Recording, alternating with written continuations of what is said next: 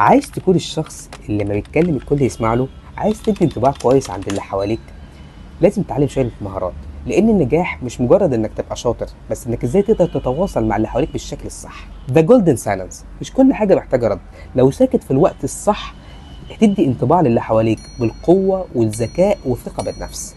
ويا ريت لو تقدر لما حد يسالك سؤال ادي نفسك من 3 ل 5 ثواني قبل ما تجاوب، هتنبهر بالاجابه، هتتفاجئ بصراحه. تون اوف فويس، نبرة الصوت 50% من التأثير. الدراسات بتقول إن طريقة كلامك أهم من الكلام نفسه. نفس الجملة ممكن تتفهم ب10 طرق بس عشان خاطر نبرة الصوت.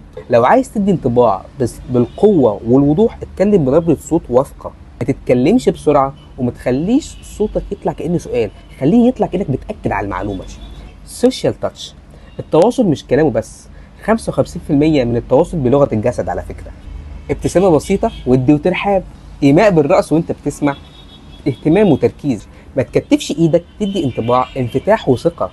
ask more talk less، الناس بتحب تتكلم عن نفسها قوي على فكرة. لو عايز تسيب انطباع قوي عند اي حد، اسأله في رأيه في حاجة تخصه وركز في اللي هيقوله، هتحس قد ايه ان هو ارتاح لك تلقائيا. سمارت ريبيتيشن، لما حد يقول لك حاجة كرر جزء منها بس باسلوبك انت، هتحسسه انك فاهمه فعلا ومهتم. زي لما حد يقول لك انا عندي ضغط والدنيا متكركبه فوق دماغي، فترد عليه بكل بساطه، ده معناه ان عندك تسليم وعندك ضغط شغل كبير. والنتيجه ان الشخص ده اللي قدامك ده هيفهم قد ايه انت فاهمه ومتواصل معاه، وهيرتاح جدا بالكلام معاك. وتعالى كده قول لي، ايه اكتر مهاره شايف نفسك فعلا متميز فيها وبتعرف تتواصل فيها مع الناس؟ وايه اي حاجه تانية انت نفسك تتطور فيها؟ قول لنا لعلنا نستفيد. مستني ردك في الكومنتات. سلام.